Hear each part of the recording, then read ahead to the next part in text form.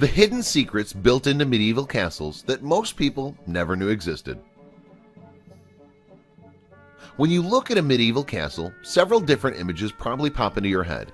It could be of a princess longingly gazing out a window, or perhaps a knight jousting atop his noble white steed. We all hold different associations with castles, that's certainly true. But how much do we really know about their design and the purposes they served for those living behind their walls? While medieval castles might seem arcane, they did serve a very specific function when they were built.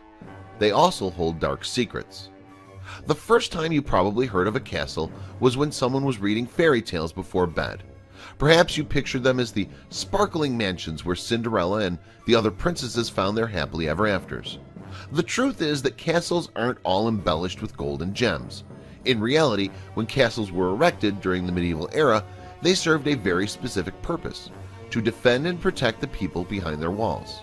Today's castles might be museums or houses for royalty, but when the original medieval castles were built, they were designed to serve as a fortress during times of war. All of the planning that went into them was about defending the grounds from enemies.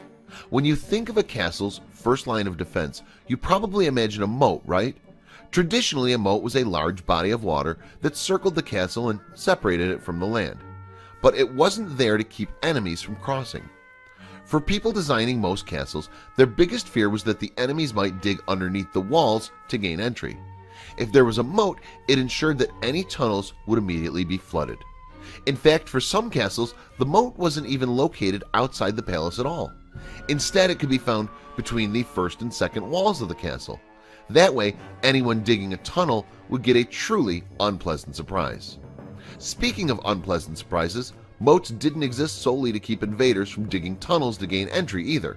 The moats served other purposes for those living in the castle. For instance, they made a great way to dispose of human waste. When it came to other methods of protecting the castle, one of the oldest traditions in design was the concentric circles of defense.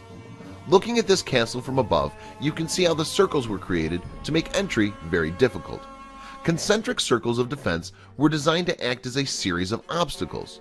While the layout of medieval castles might be all too familiar to us when it comes to how we look at castles today, they were a true innovation in the world of design when they were originally built. The concentric circles of defense meant that invading armies would have to conquer one obstacle after another, slowing them down as they made their assault on the castle.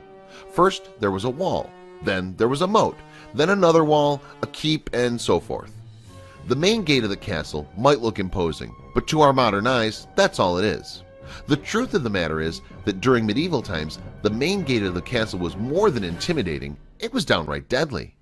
The main gate was often comprised of two barriers. If invaders made it past the first entryway, they could become trapped between the first and second gate by the castle's inhabitants. They might think that their siege was going to be successful, but they were wrong. The invading soldiers would then be trapped in one of the castle courtyards, and this wasn't pleasant to say the least. There were thin slits in the courtyard walls that allowed the castle inhabitants to fire upon the trapped intruders. The secret fortification of castles doesn't end there either. Even the stairwells played an important role. Most of them were designed to be deliberately narrow and to spiral up in a clockwise fashion, and there was a very sneaky reason why. They were designed this way so that soldiers running up them would have their hand swords, usually their right hand, against the wall. The narrow and curving stairs would make it that much harder for them to reach for their weapons. Of course, the people who lived inside the castle would know the layout of the space very well, right down to the crowded, cramped, and narrow staircases. This gave them the ultimate advantage should intruders breach the walls. Secret passages were a critical part of the design in any and every castle that was built. These passages could serve many different purposes, including allowing a means of escape for those who lived in the castle. These secret passages could also lead to rooms where the castle's inhabitants could take shelter. In the event of a siege, they could also serve as a great way of getting much-needed supplies and other assistance into the castle. Sometimes the secret passageways led to secondary wells for the castle's inhabitants in case the attackers breached their walls of defense and poisoned their drinking supplies. Castles may be glamorous, but they were also critical war fortresses. That's just the tip of the iceberg when it comes to all the secrets of the way medieval castles were made.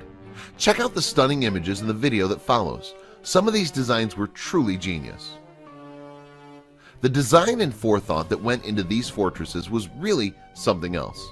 Who knew that castles like these were so complex?